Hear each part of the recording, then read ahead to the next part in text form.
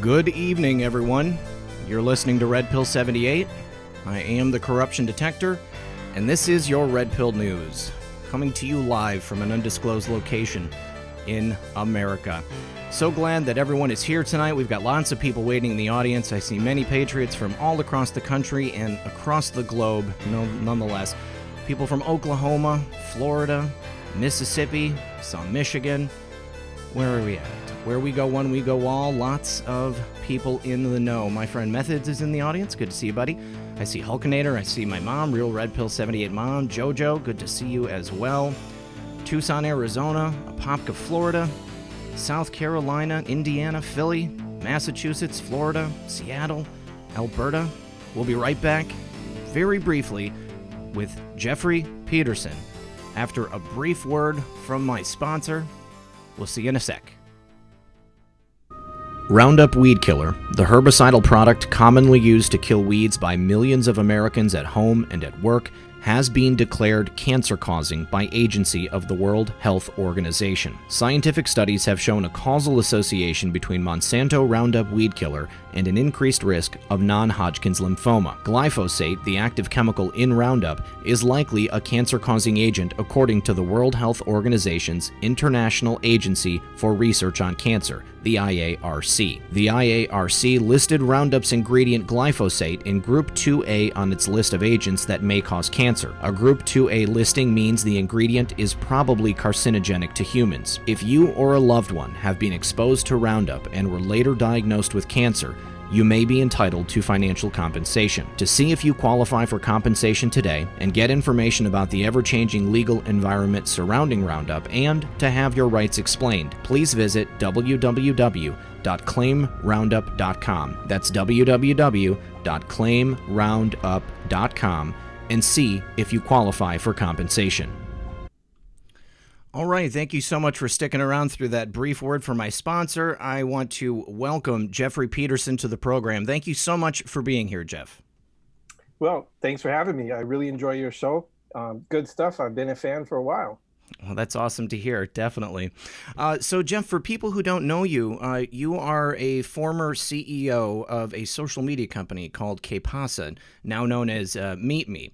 And you live in the American Southwest. And while you were living there, you had a lot of opportunity to hobnob, I would imagine, with some rich and powerful people in politics. Why don't you just give us an introduction of yourself for the audience, people who may not be familiar with you?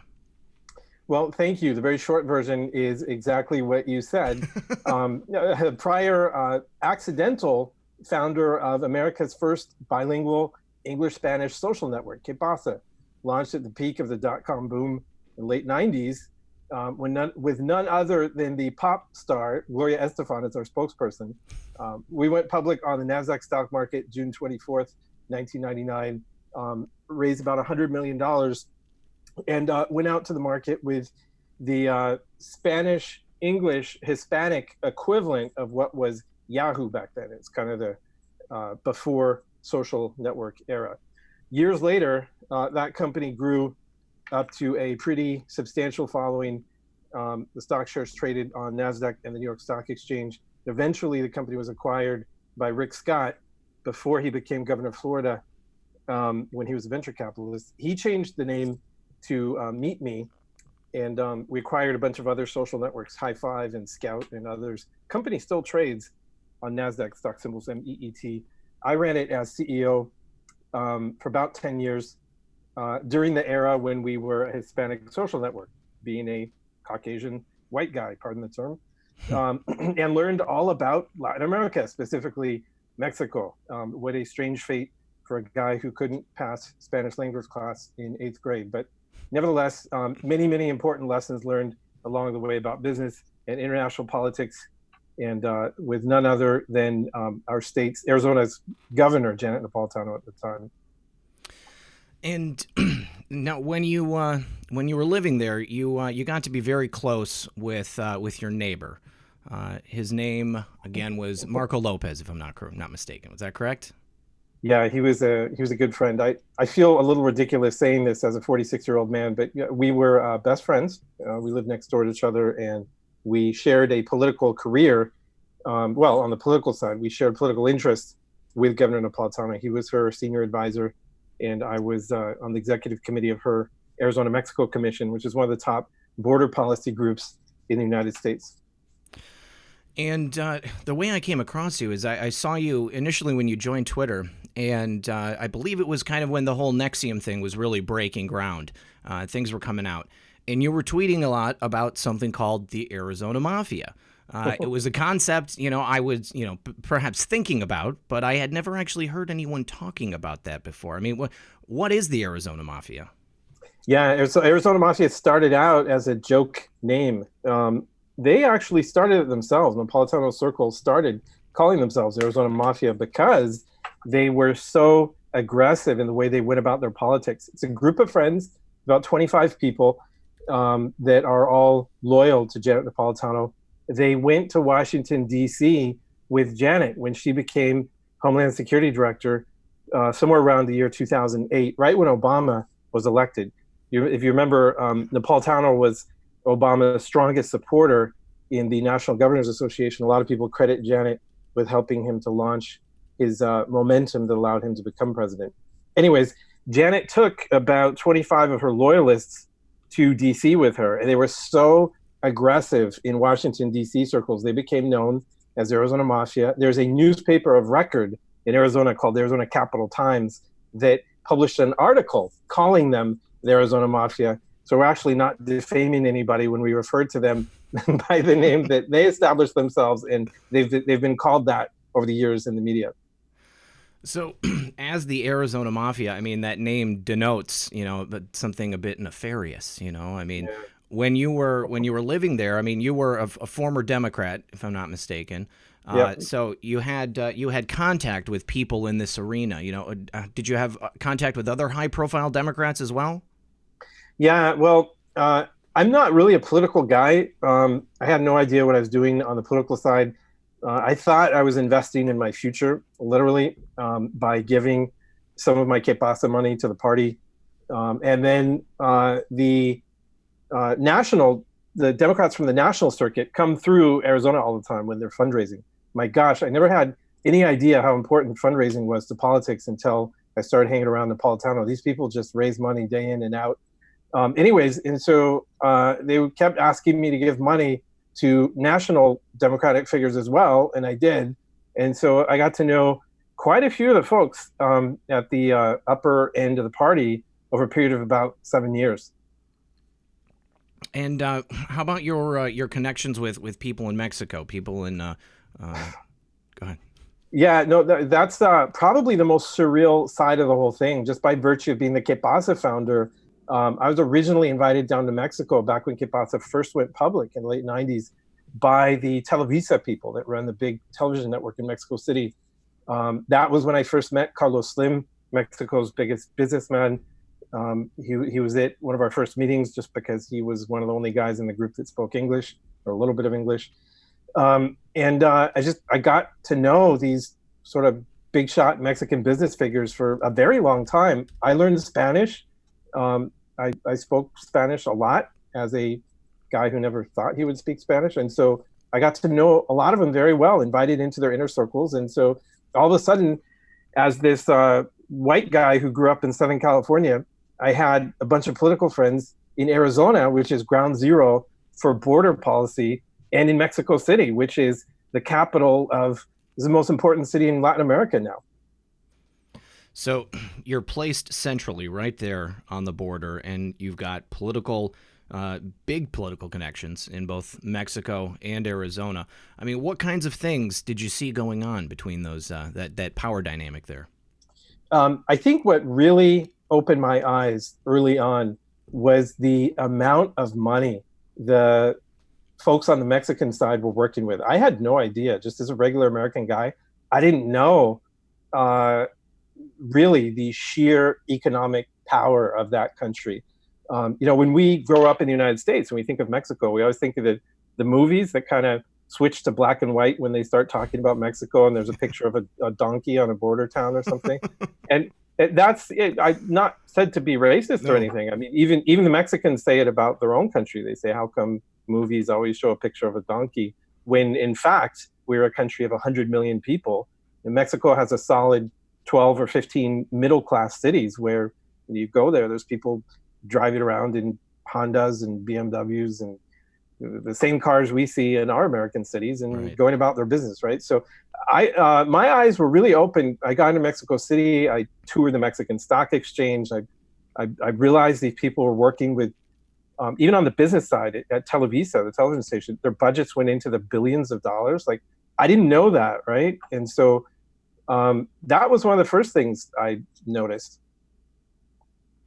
And Carlos Slim, I mean, wasn't he famous for like owning like the only cell phone company in Mexico, or maybe he had the largest market share or something like that? Yeah. So of course, as a matter of public record, everybody knows the former Mexican president, Carlos Salinas, when he was in power, he privatized a bunch of Mexico's state-owned monopolies. And Telmex, which was the Mexican phone company, ended up being acquired by Carlos Slim. Some reporters over the years have written articles about how Telmex was acquired for what they believe was pennies and a sweetheart deal. That's their opinion, not mine. But it is a widely believed rumor amongst the Mexican people that there was perhaps some sort of mutual interest there between the former president Salinas and Mr. Slim. Now, when you met Carlos Salinas, and we had mentioned your best friend previously, were you the one who introduced Marcos to the Salinas crew? Yeah, so I never met, knock on wood, I never met Carlos Salinas himself, the former president. I met Mr. Slim very early on in the late 90s. And then around 2007, I introduced Marco Lopez, my former best friend, to Mr. Slim on one of our trips to Mexico City. And Marco ended up being hired by Mr. Slim out of his job in Washington, D.C. Marco had gone to D.C. with Janet to become chief of staff of U.S. Customs and Border Protection, CBP, the agency that oversees the Border Patrol, the agency that oversees all of the border agents. Mr. Slim hired him out of there to go to work for him full time. And Marco is now Mr. Slim's top guy, which is no small position. No, not at all. And that seems like an interesting change of pace, to go from, being part of policing the border to go into working in the country that, is abutting that border.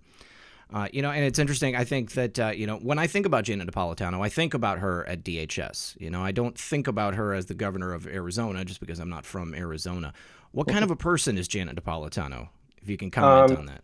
Yeah, I got to know her better than I ever thought I would. I ended up being her, believe it or not, this is factually true. I ended up being her date to go to the opera sometimes.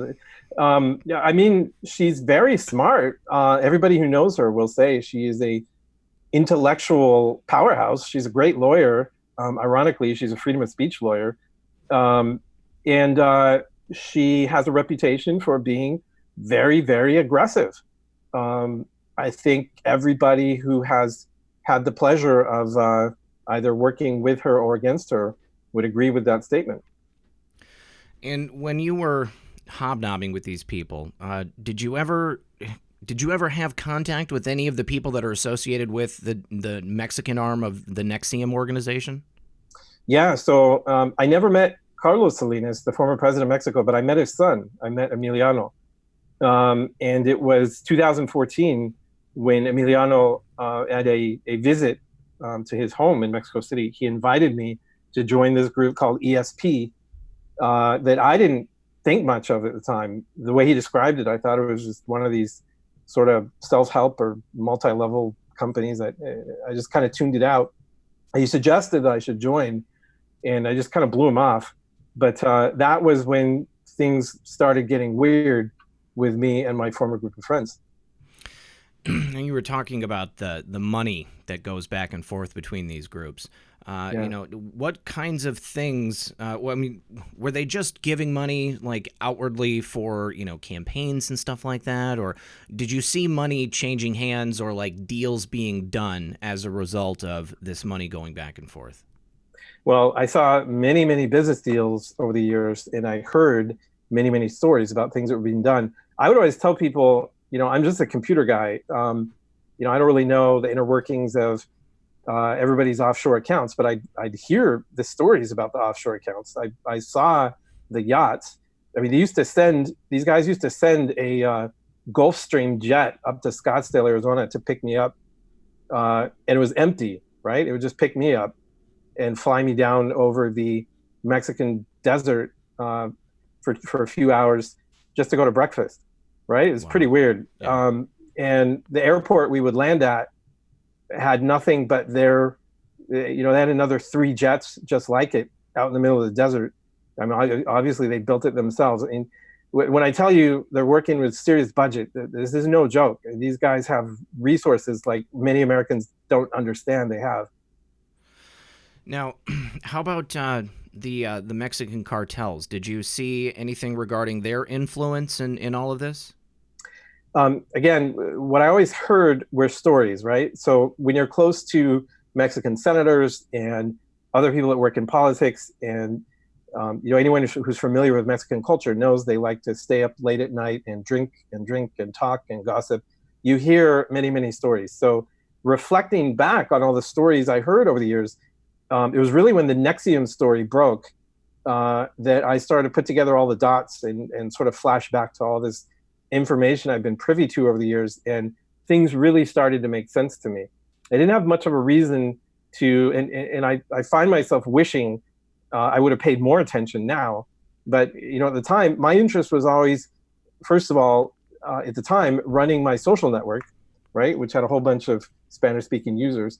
And then second of all, trying to further business interests for a startup I was working on in 2013 called Mobile Corp that started to do some business with the Slims. But again, everything got real weird in 2014 after Emiliano Salinas, the son of Carlos Salinas, invited me to join the Mexican unit of Nexium. And apparently it was some sort of huge offense that I didn't join. It might have been the best decision I ever made. Yeah. Well, what exactly happened with that? I mean, you declined the invitation, and did your relationship just go sour from that point? Yeah. So my best friend of 10 years or more, Marco Lopez, and I'm talking about someone that I used to go running with every afternoon in Arizona.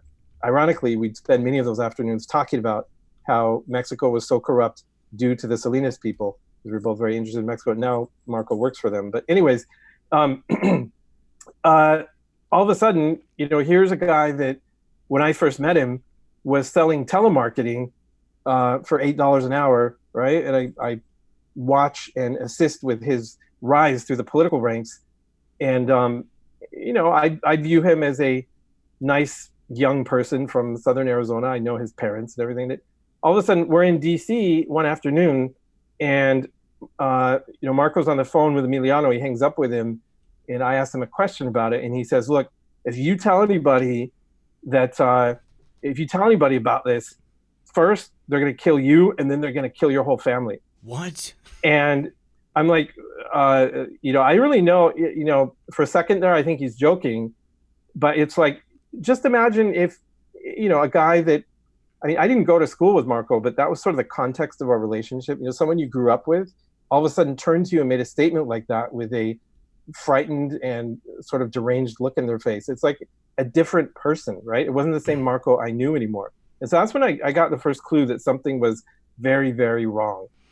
Why do you think they would have killed you for talking about this? Well, there is a connection between Marco and Alan Burson, who is Marco's former boss. He was the border czar under Obama. Burson is extremely close with the Clintons. From what I understand, he introduced Bill and Hillary. He went to law school with Hillary. He went to Yale with Hillary. The fact that Marco, as former chief of staff of CBP, and Burson, as the former border czar, are essentially working with the Salinas family, which is implicated in money laundering. They're implicated in stories about, they were accused of money laundering. 100 million people in Mexico all believe that they're behind most of the bad stuff that happens in the country. I mean, this is no secret, I'm telling you, right? You can ask any Mexican person about former President Salinas, their eyes are going to roll. You can go to any YouTube video that mentions the Salinas family and read the comments. This is what I've always told people. You'll get like 200 comments on a YouTube video from people in Spanish that are some of the rudest things you've ever met, directed towards the Salinas family. The Mexican people hate them, because they view them as having ripped off the country and kept them under their thumb for 30 years, right? Yeah. And so all of a sudden you have the former chief of staff of CBP and the former border czar under Obama working with the Salinas family shortly after Dennis Burke, who's Napolitano's right-hand man, resigns in the Fast and Furious weapons trafficking scandal, where weapons were trafficked by agencies of the United States government to the Sinaloa cartel, right? Yeah. And so it's no small connection. I mean, it's a pretty big deal. That is pretty big. That is huge. Now, after Marco said this to you, I mean, you said that initially you thought he was joking, but did you guys discuss it anymore? I mean, did you, question it with him? Well, it's like, you look at each other and he knows that something's wrong, and I know that something's wrong, and he knows that I know. It's very, very uncomfortable. We just kind of went back in the other room and went back to the social event he had at his house, but it was extremely uncomfortable. I left maybe 20 minutes after that. And our contact just started breaking down immediately. And for the previous 10 years, and we messaged back and forth every day. We instant message back and forth, email back and forth. I mean, we're always helping each other out with something. Our relationship just went south. It was clear to me that he was getting involved in things that were totally different. Just due to the Salinas name, I sort of could imagine they must not have been great. But that was the time when everything changed. And you guys continued to live next door to each other? Nah, he at that point was in DC. I was out on the West Coast still, back and forth from Massachusetts, which is where I live most of the time these days when I'm in the US. But it was a different phase for us. He had been working at Customs and Border Protection, and then he had stayed living close to DC and spent a lot of time in Mexico. Just recently, he's moved back to Arizona, and I'm on the East Coast. But yeah, we have not, things have not been the same in terms of friendship since 2014. And it's only been last year when the Nexium scandal broke that I was able to put together all the dots. Wow, incredible. When was the last time you actually spoke with him? Oh my gosh, a year and a half ago, maybe. And the other thing I'll notice is that he had started, nothing against people who like to have a good time, but Marco had started drinking a lot, which was strange to me. I felt as though he was under an extreme amount of stress, whatever he was doing. But that's certainly his right. I just had the very strong feeling that he was getting involved in bad stuff. And when Nexium broke, when the Nexium story broke, all the dots really fell into place. That's when I went onto social media and started talking about it. And I'm sorry, what year was it that you sold your company? Yeah, it was a little over 10 years ago when I sold Pkwy to Rick Scott. So, and then there was about a year of transition where I worked with Rick. That was a great year, by the way. I know not all the conservatives always agree with who the good conservative political candidates are, but in case anyone's interested to know, Rick is a heck of a business guy. I got that feeling about him. I don't know about him personally. I think I've seen him do a couple of things maybe I thought were questionable, but times are changing. Maybe things are going to be different for Rick. He's an okay. Look, I can tell you this much. I don't know about his politics, but he's an okay guy to do a business deal with. Okay. So now once the Nexium stuff started coming out, what types of stories started to percolate to the surface? What types of things made you think twice about what you'd heard before? Yeah, well, I saw, and this is really unbelievable. It's right out in the open for everybody to see. I noticed that Janet Napolitano had endorsed Ricardo Anaya, which was the Carlos Salinas puppet candidate for the presidency in Mexico. She brought him up onto U.S. soil and endorsed him in, I think it was San Diego or Los Angeles. And my jaw just about hit the floor when I saw that happen. I'm not aware that any senior former cabinet member of a president of the United States has ever endorsed a Mexican candidate for the presidency on U.S. soil, much less a Carlos Salinas candidate who was under active investigation for money laundering at the time she endorsed him, right? Oh, yeah. And so that told me, this is about March of 2018, that told me that something was very, very wrong. And I knew the only reason she'd do it is because Marco and Dennis Burke had put her up to it. And so I could see the Salinas connection there as well. And then shortly thereafter, Keith Raniere of Nexium was arrested, and Emiliano Salinas' name started popping up everywhere. Yeah. And the former director of the Secret Service of the United States, Mark Sullivan, showed up in court to try to help get Keith Raniere out of jail.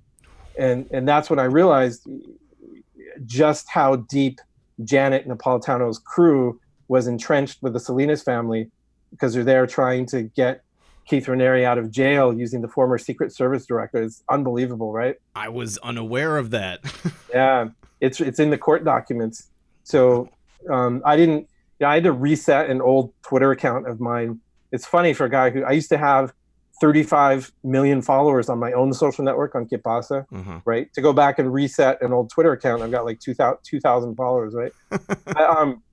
I posted that on Twitter, the court documents, telling everybody, hey, do you guys realize, like, this is a former director of the United States Secret Service who showed up in court for Keith Raniere. Why do you think that happened, right? And then I connected it back to Janet Napolitano, and I explained that Napolitano's right-hand man, Dennis Burke, is a cleanup man for the Arizona Mafia who was working with Emiliano Salinas, who is a control person of Nexium, right? This is all public information. Yeah. And that's how I started building following on Twitter. All factually true information. And Dennis Burke, what was his role in Fast and Furious?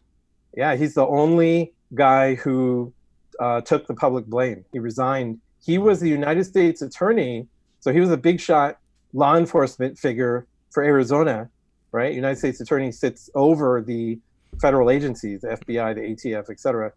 And from what I understand, the United States Attorney's Office in Arizona is one of the bigger, if not the biggest, U.S. Attorney's Office in the United States. And so Dennis had to resign as United States Attorney in the wake of the Fast and Furious scandal for leaking documents that he was not supposed to leak, and retaliating against a government whistleblower who he had some interaction with. So there were numerous reports written about it. He was covered in the national press when he resigned. But it's one of those stories that Napolitano's people hope fades into the darkness. I don't think it's going to. I mean, Fast and Furious is starting to pop back up again a little bit. It is. There's been things here and there.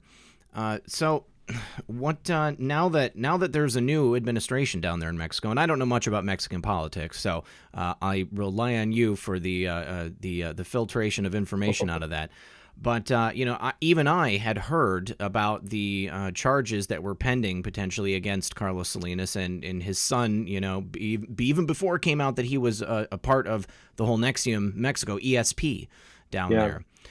Did you, now, once you heard about ESP and they asked you to join and you declined, did you ever see anything else about that before it started breaking again? Did you ever meet anybody else that was involved?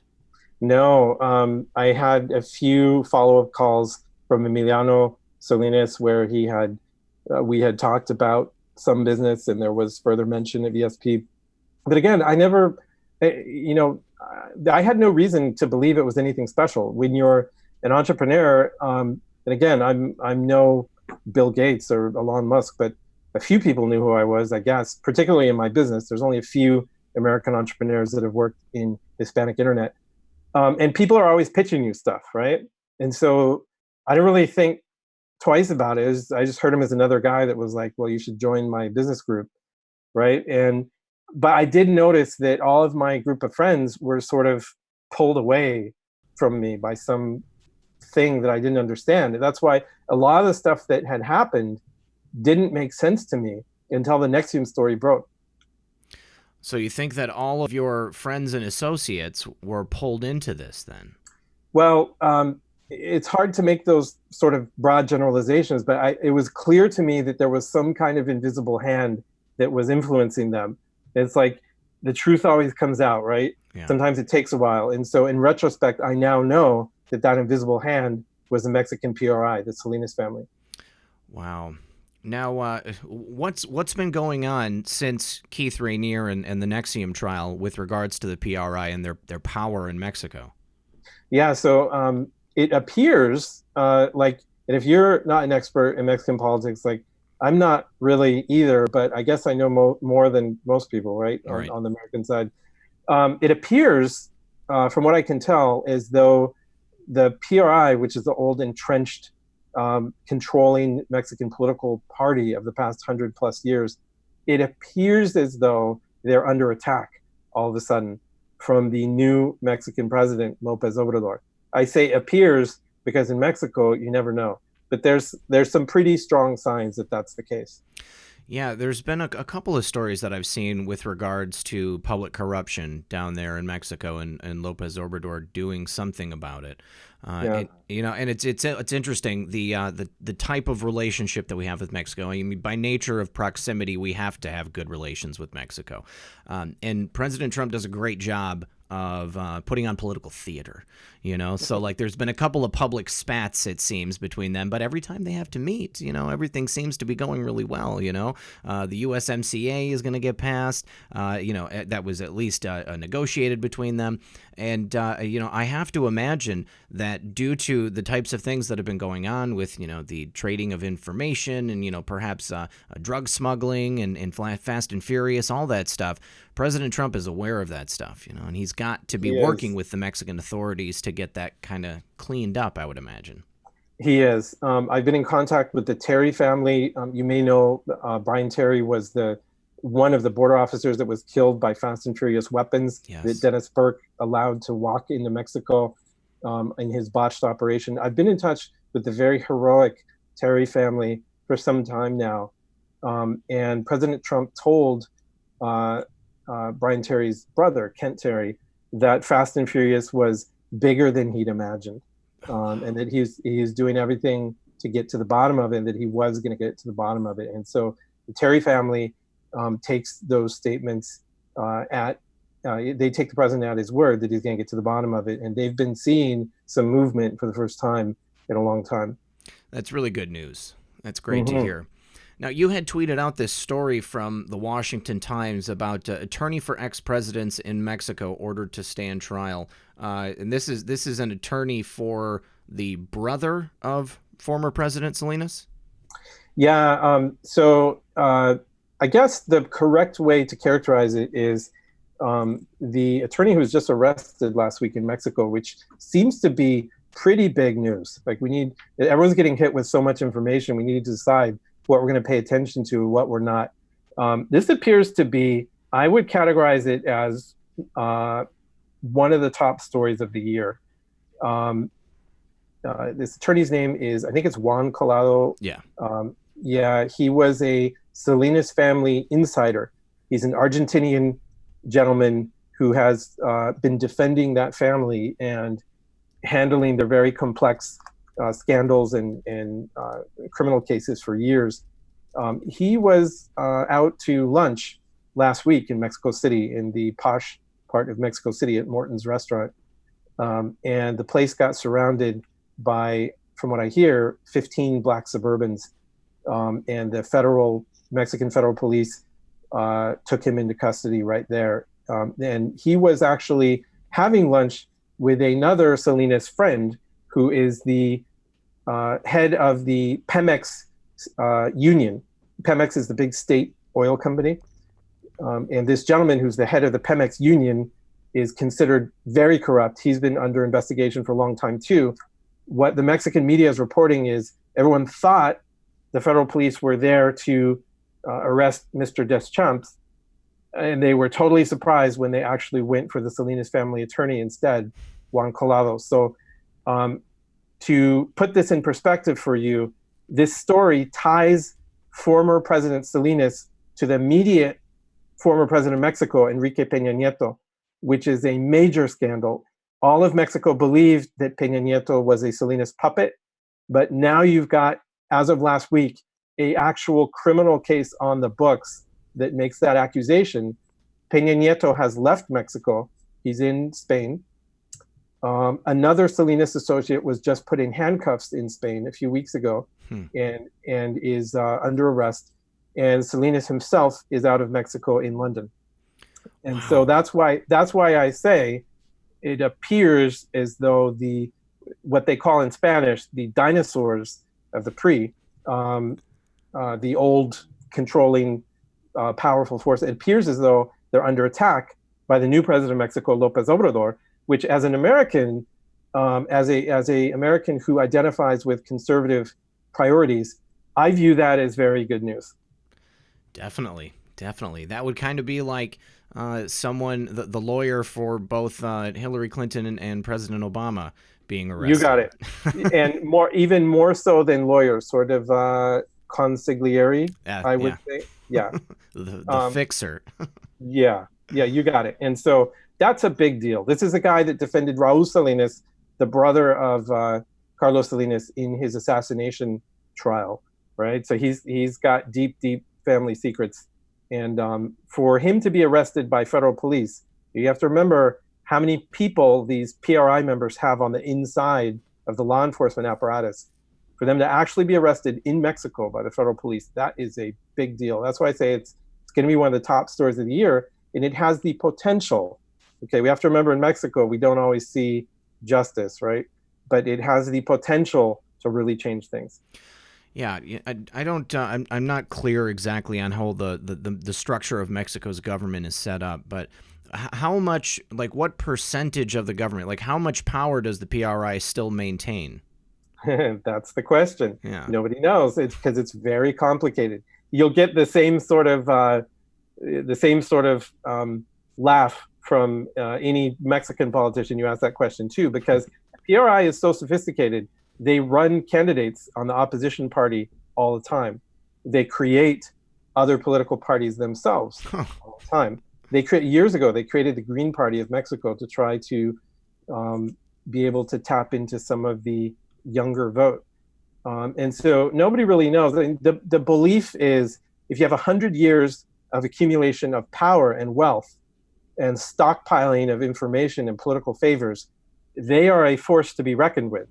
But what they like to say, what the PRI likes to say is, oh, we don't have any power anymore. We don't have the ability to do anything, right? But then you notice pretty much every political candidate in Mexico that opposes them is murdered within a few weeks or months, right? So wow. It's pretty clear they've still got a whole bunch of power in the country of Mexico. Yeah, that is something that I do know about Mexico. Political killings seem to be pretty common down there. It's anybody who opposes the PRI. It's that simple. Wow. So it's like the Clinton Mafia of Mexico.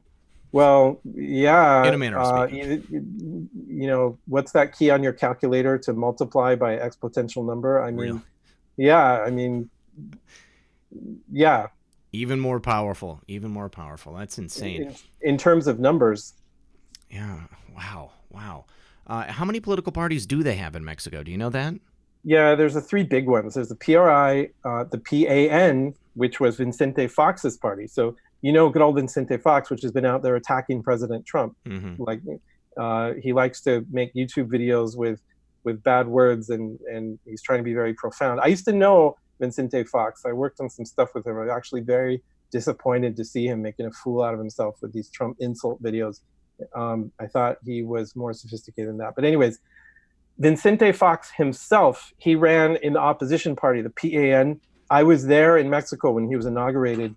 All of Mexico was hopeful Vicente Fox was going to be the reformer, right? And then he does nothing during his administration. As he's getting out of office, they find cocaine in a jet for an airline that he is a partner in on its way to the United States. And he switches his party from the PAN back to the PRI. The Mexicans could not believe. They said, if Vicente Fox was also a Salinas puppet, it's like you wouldn't believe that anybody was not, right? But anyways, there's three parties, the PRI, the PAN, and the PRD, which is the party that López Obrador used to be in until he created this new party that he's in now, which is called Morena, which is supposed to be a brand new, shiny political party free of corruption, but we know how that goes. But the sign that they have gone and arrested the Salinas family lawyer, that is a big deal. That sort of crosses the threshold of where the actions speak louder than words. Yes, it does. Yes, it does. Real quick, Jeff, I just need to give a couple of thank yous to the audience. Let's see here. So, Jeff Stewart, thank you very much for the super chats, buddy. New Anon, thank you as well. Lynn Cool, thank you. Vigilant Blade, thank you as well. EO2 Dave says it's happening. That's right. Dr. B says, what a fascinating interview. Thank you for coming on the show, Jeff. Thank you so much again for being here. Elizabeth Nitzer said, God bless you, Red Pill. Love listening to all your shows. Love you, brother, and you're an outstanding soul. Thank you for those kind words, Elizabeth. Peggy Tozer, also thank you. Celia says, Kathy O'Brien, the MK Ultra mind control survivor who came out in the 90s with her testimony documenting her involvement as a mind control slave with the Salinas family.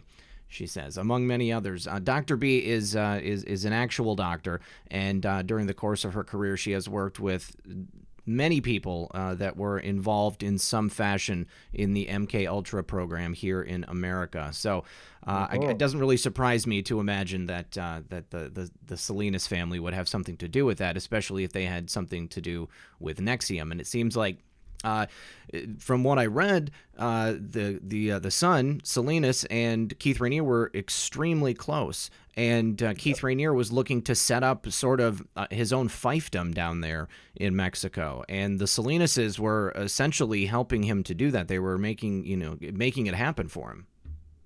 Yeah, well, it's interesting you mentioned MK Ultra because NXIVM is such a complicated entity. It's such a complicated story that there's something that gets lost in the recent trial of Keith Rainier, and that is in the history of NXIVM, it's well documented that NXIVM was running what they call human fright experiments on more than 100 American women. And when you look at what those human fright experiments were, they were videos of people being beheaded. They were videos of people being buried alive in graves. Essentially, they're the exact same type of videos and mind control propaganda that the Mexican cartels use, right? Now, you think about Keith Rainier. I've been asked another interview what my opinion was of the guy. Like, I never had the displeasure of meeting Keith Rainier, but I've read about him.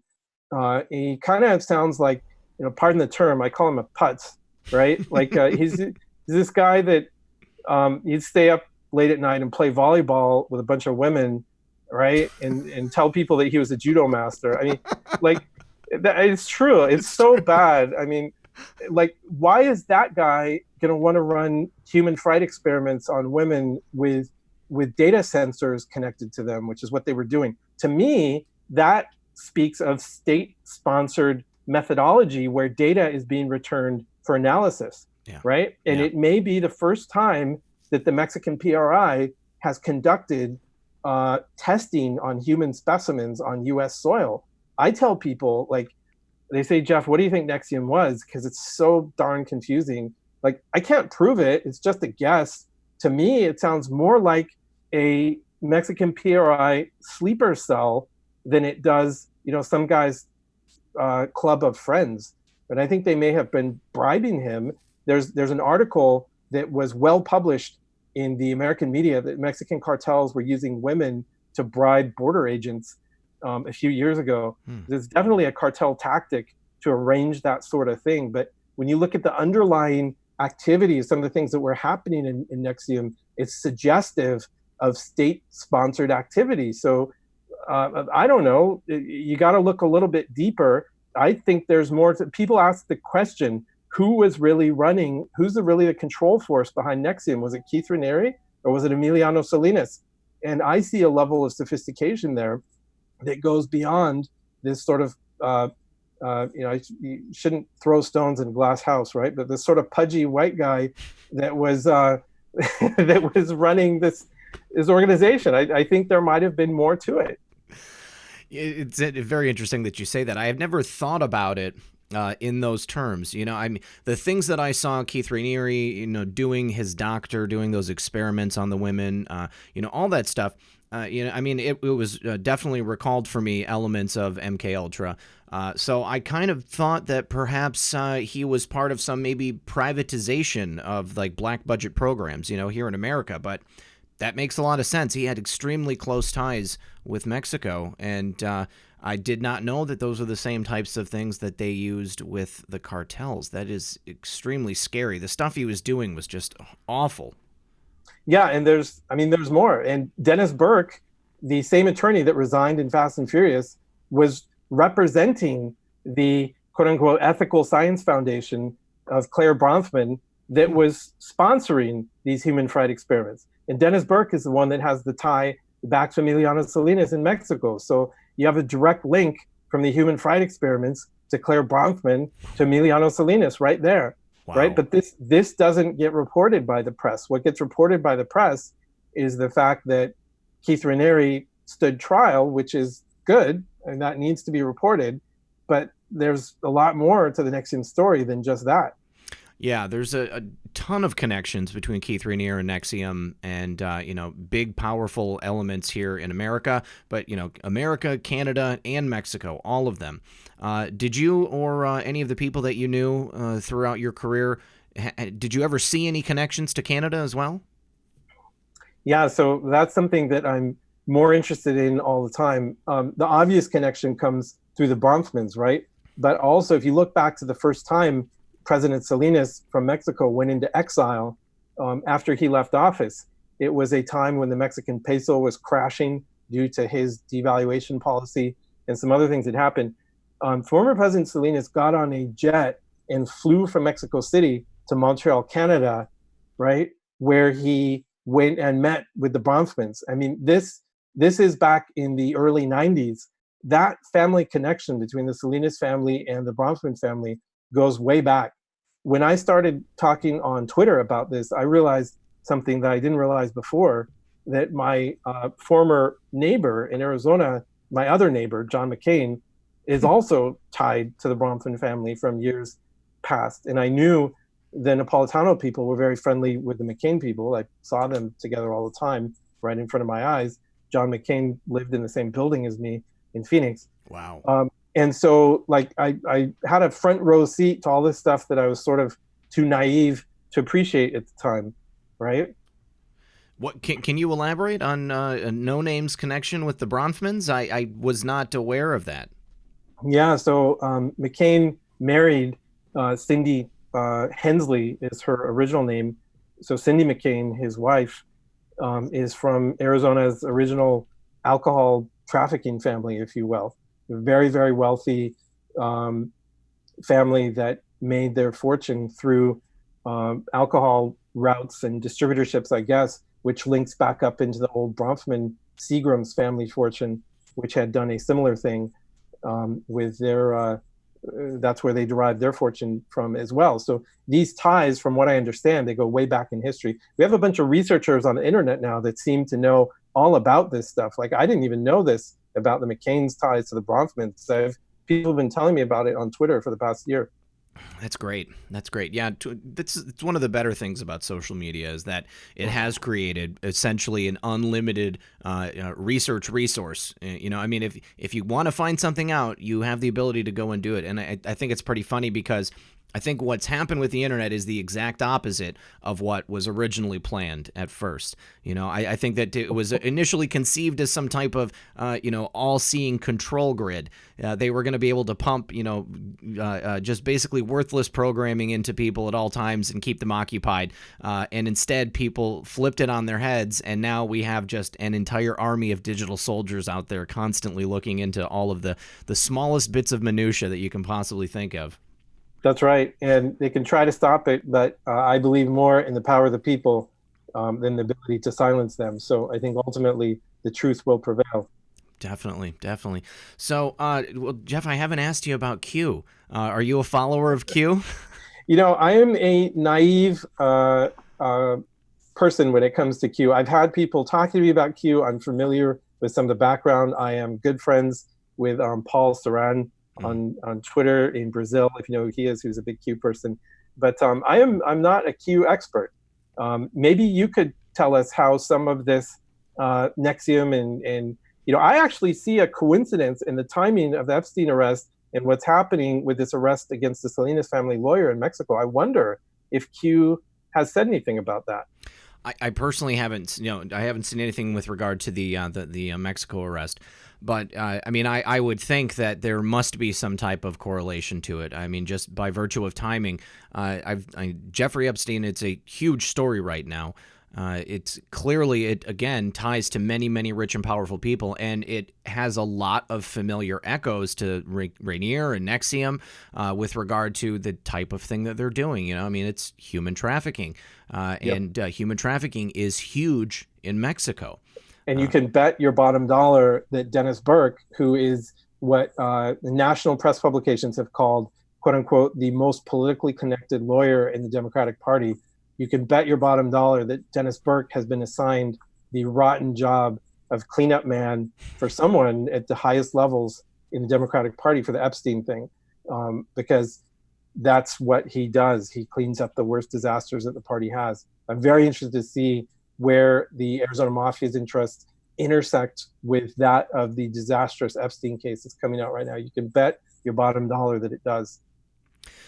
With the way that everything's kind of been happening with President Trump's presidency, he came in, there were a couple of really powerful executive orders that he put out, and now we've kind of seen the dominoes fall with regards to all of these various people deciding that they're going to step down from their office. They're just not going to run. We had a record number of open seats in the Senate and in Congress in this last election.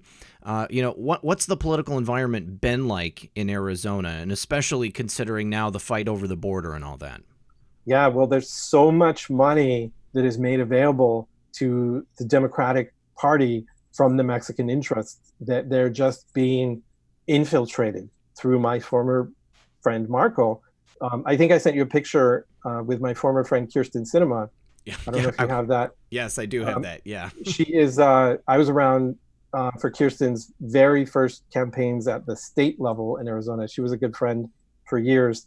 And she has recently graduated up to federal office, as you know, and everybody knows. She's a very, very smart person. I always viewed her as a very ethical person. She is very close with Nancy Pelosi.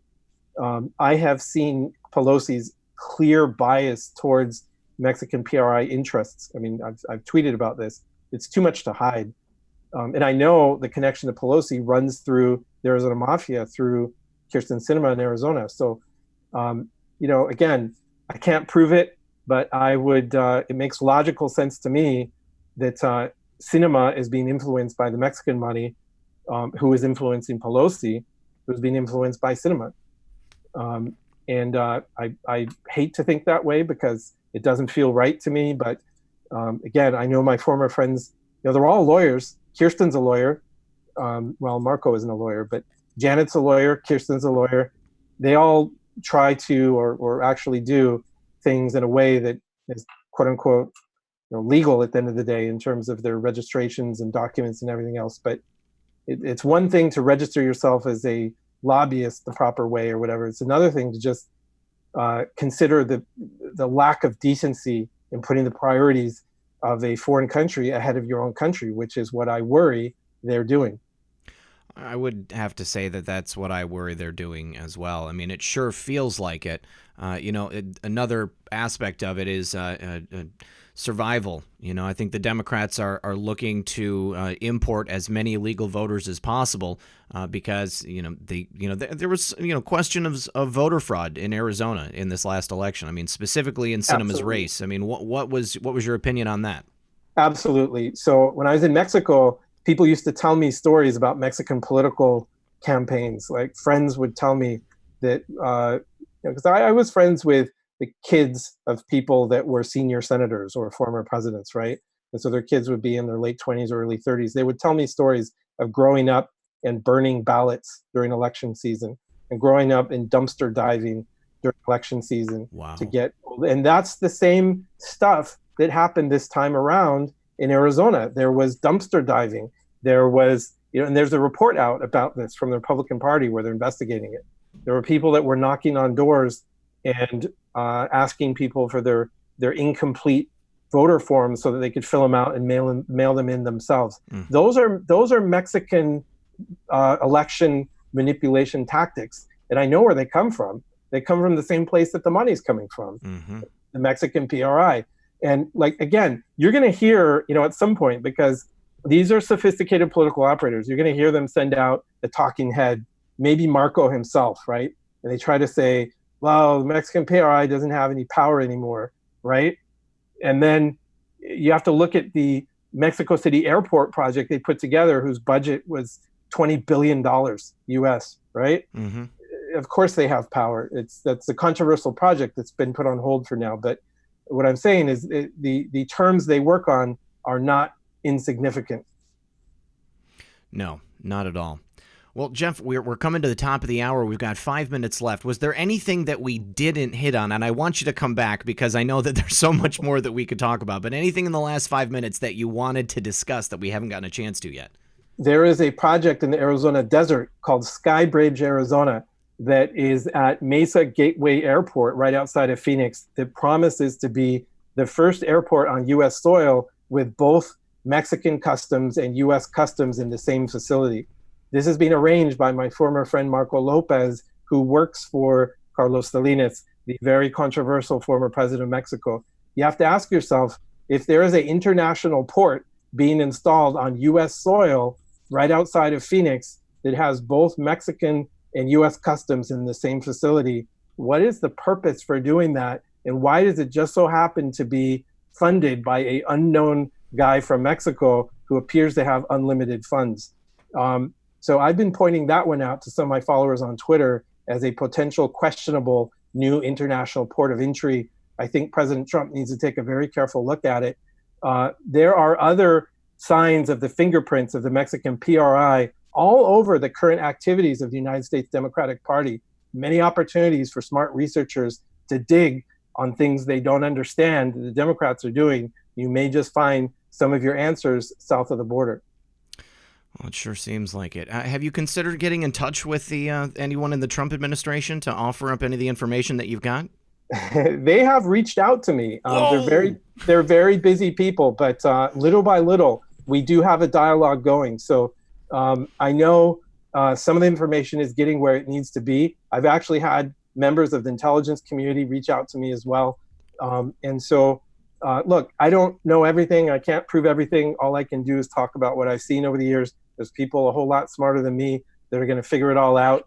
And I will say, I would love to be proven wrong about some of this stuff because it's very concerning. But the last thing I'll say, I'll close with, I'm afraid a lot of it is going to be true and it needs to be rectified. I would have to agree. Well, Jeff, thank you so much for coming here and spending some time with us answering these questions. It has been just a fascinating conversation. There is so much more that we can discuss, but just thanks for being here, and you're welcome back on the show anytime. Absolutely. Take care, and thank you. All right, we'll talk to you soon. Bye-bye. All right, guys. So now, while I am getting the next segment prepped up, I am going to remind you about Jeff's Twitter right here. You guys can go to twitter.com/RealJeffreyP. You can reach out to him there. That's super exciting to hear that members of the Trump team and the administration have reached out to him and people in the intelligence community. We're going to get this video queued up and we'll be right back.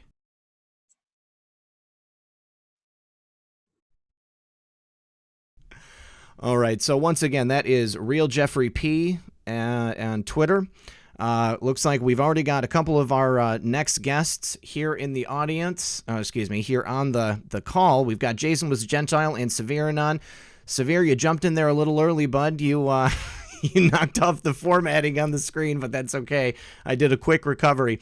Both of you, have you spoken with Dylan? Have you spoken with have you spoken with Educating Liberals yet? I think you might have mute on. Can you hear me? I can hear you, buddy. There you are. Yep, I haven't spoken to Dylan, but I anticipate he'll be joining any minute, I imagine. All right. I'm just trying to get the video queued up. I just want to say I hope you guys got a chance to see the interview that I just did with Jeffrey Peterson. That was incredible. The tendrils of the octopus go far and wide. They basically, the cabal, I think we just got a really clear picture of the way that the cabal is set up here in North America, Mexico, Canada, and the U.S.? Yeah, I watched the whole thing. I loved it. Okay. So while we are waiting for Dylan to pop on the line, let's see. What are you guys up to? How was your day? Well, dude, I have had an awesome day. I've just been pumped about, this project that we've been working on. And I just feel like it came out so good. I'm definitely excited for it. But also pumped about, this time period that we're in, as always. The fact that Donald J. Trump is our duly elected president, and the whole Epstein thing has just got my house excited. All right. It looks like I've just gotten word from Dylan. He said his buddy held him behind. He's trying to get in about 15 minutes. So while we're waiting for Dylan, let me just go through and say thank you to the audience. I've got a couple of more super chats I need to call out. Jay for Justice, thank you very much for that extremely generous super chat. I do appreciate it. Ben Schwagel, another friend of the program, says, Red Pill 78, can you mention the NYC blackout real quick? 40 to 50,000 without power. White hats operating magic sword. I sure hope that that's it. But I did see someone in the audience just mention that 28,000 people without power would be the equivalent of one city block in New York City. So 40 to 50,000, that looks like it may only be maybe 2 city blocks. So perhaps nothing, but I think that it's always possible, Jason, have you heard about this power outage in New York City? No, I haven't. On the Epstein thing. I got plenty to talk about Epstein too, buddy. Don't worry about it. All right, let me see here. Well, let's talk about one of these stories in the Epstein case, because we did get some pretty good news today. I think everybody recognizes this picture right here of Bill Clinton and a comely young lass on a particular airplane. And it says that rumors are swirling that one of Epstein's underage ladies of the night has provided damaging information on his friends and accomplices. This individual's initials are RC. I am not going to say the name because the last time I did, I got a community guideline strike and it only just fell off about 2 days ago. But from the Gateway Pundit, the internet is on fire. Rumors are swirling that a girl who was once an underage employee for Jeffrey Epstein is now a government informant who is outing Epstein's sick friends and accomplices. Yes, this includes Bill Clinton. Let's see. And they say who this is.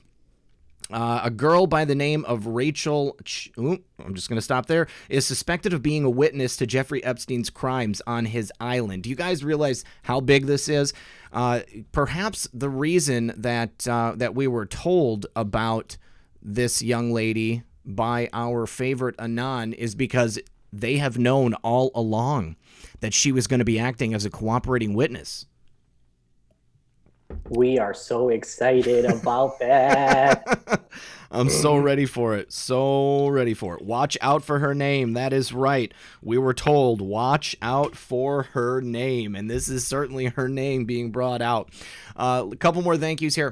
Magic Sword, Ben Schwagel, one of my favorite bands.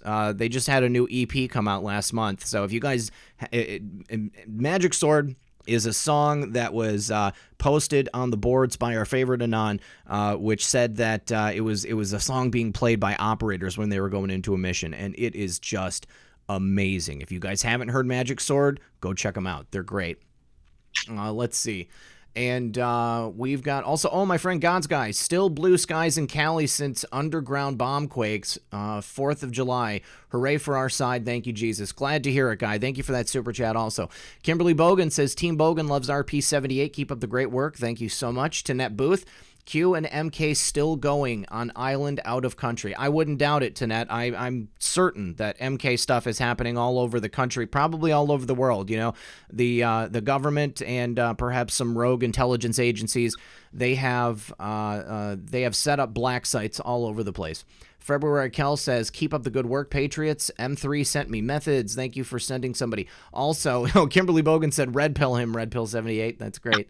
Yeah, I hope that Jeff is able to come back on the show, and I really would like to talk with him about some specific Q stuff. Let's see. Ben Schwago, can you please read my previous super chat? Yes, buddy, I did. I'm sorry. I was so engrossed in the conversation with Jeff, it just wasn't time yet. Also, Fink Payson says, where we bark one, we bark all. Muffin's biggest fan. So glad you're here, Fink. And then B-Tech Vendetta, Red Pill 78, you have an awesome platform where we go when we go all. I wouldn't be here if it wasn't for you guys. So, you make it awesome. Bryce Pompkin says, check out HR 1044. Bad IMIG bill, big support. Well, let's go ahead and do a quick search for HR 1044. Looks like we've got Severe's face on the screen. Are you there, buddy? Hey, what's up, brother? Can you hear me? Yep, I can hear you now. Awesome. Glad you're here. Let me see. Thank you for having me, as always. Oh, so excited for you guys. And, I'm holding back on getting the goods on the song because I want to wait until Dylan's here so we can talk about it all at the same time. So I'm going to go through some news real quick. One other story. Let's go ahead and pull up this information on that bill. This is the Fairness and High-Skilled Immigrants Act of 2019. This bill increases the per-country cap on family-based immigrant visas from 7% of the total number of such visas available that year to 15%, and eliminates the 7% cap for employment-based immigrant visas. So it's increasing the number of high-skilled visas. Well, I mean, that's a good idea. I definitely think it's a good idea, but it's going to have to. They're going to have to do something about the border, before we need to do something with the way that we're letting in people legally. I mean, don't you guys think? Mm-hmm. It's a big issue. All right, and it looks like our friend Educating Liberals just threw on his webcam, popping down in front of the computer. Maybe doesn't have audio yet. He's throwing on some headphones. Dylan, can you hear me, buddy? Dylan, can you hear me? Educating Liberals. We have no audio from Dylan. No problem. Well, here, while we're waiting for Dylan to get his audio working correctly, I'm going to jump back to this story about RC. It almost makes me feel bad for that video that I did previously showing all of those pictures from her Instagram. Let's see. So the story goes that the young RC was recruited by Jeffrey Epstein's friend, or madam, as some referred to her, Ghislaine Maxwell. Maxwell supposedly recruited young girls who then flew on Epstein's airplanes with the rich and famous, who in turn used and abused these young women. Maxwell is reportedly in the background in the picture below with a young Virginia Roberts, who I believe is now Virginia Guffrey, if I'm not mistaken. And, of course, UK's Prince Andrew. What a slimeball, Prince Andrew right there. Both of them. Andrew and Ghislaine. So RC and Roberts were both reportedly young underage women recruited by Jeffrey Epstein to prostitute themselves for Epstein's rich and famous friends. Chandler has shared pictures of herself with many celebrities and politicians. Here she is with Eminem. There she is with Paris Hilton. Here she is with Prince Andrew. And one post of Chandler's has led to more questions than others. Some speculate that the picture below is a picture of Epstein's island security cam. I think we've all seen those photos right there.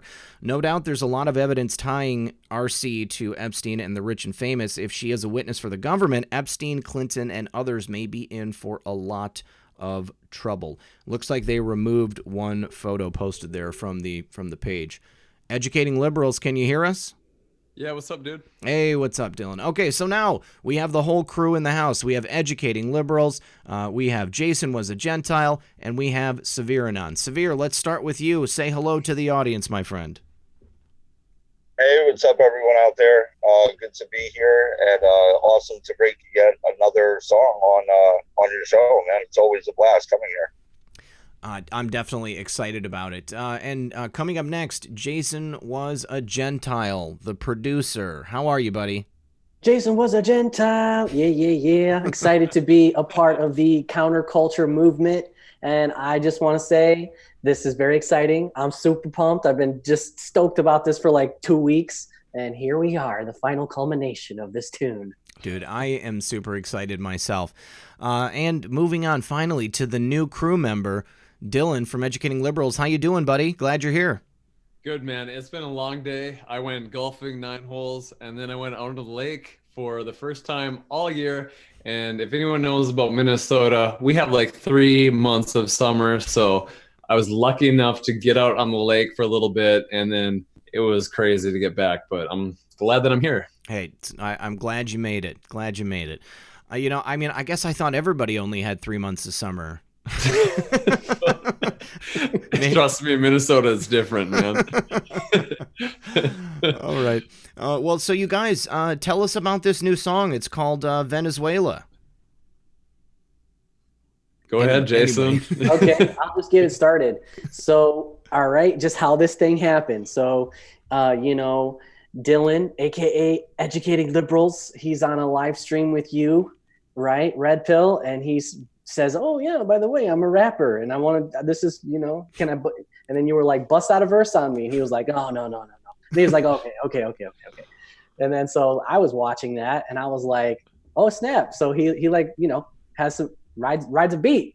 So then during the live stream, I went into the other room and texted Red Pill, and I was like, "Bro, I will have a beat ready for this like project, like to hop on it, like in 2 days." So the next day, I woke up and knocked out a hook, and then I'll leave it there.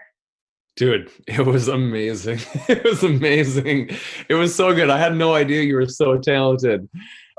Red Pill's like, "Oh, so you rap? Like, what do you got?" And I'm just like, "Well, you know," and I did a few bars, and all of a sudden I look in my inbox later, and you're like, "Dude, I got some cooking real hot right here." Like, wow, this is actually happening, isn't it?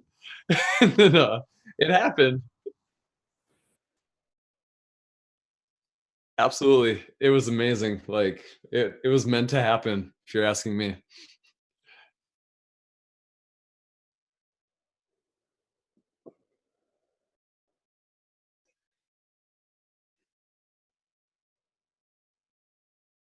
Busted out severe.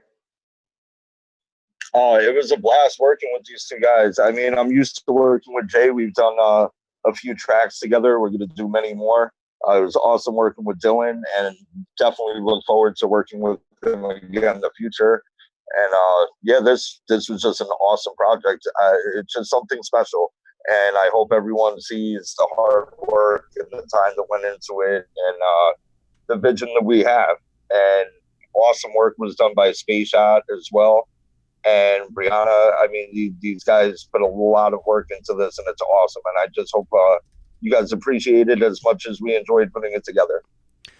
All right, awesome. I guess my mic was out there for a second, guys. When I was switching between screens, I accidentally hit the mute button, but I got it queued up now. So yeah, I was just saying, guys, it was awesome to watch this taking place in real time, and I'm very, very proud to have been here to watch you guys all get together, because all three of you are just fantastically talented individuals, and what you've done here is incredible. Another groundbreaking song and video here. Now, I also should mention that the video was actually produced, the video itself was produced by our good friend and fellow YouTube creator, SpaceShot76. So, SpaceShot, I know you're out there in the audience, or at least I hope you are. I haven't seen you chat in the chat for a little bit, but hopefully you are there and you are going to be able to witness the world premiere of your own video with these three talented musicians. All right, so we're going to go ahead and cue it up. The chat is going to remain visible for you guys, so go ahead and talk about what you're seeing. And here it comes, Venezuela by Severanon, Jason Was a Gentile, and Educating Libs.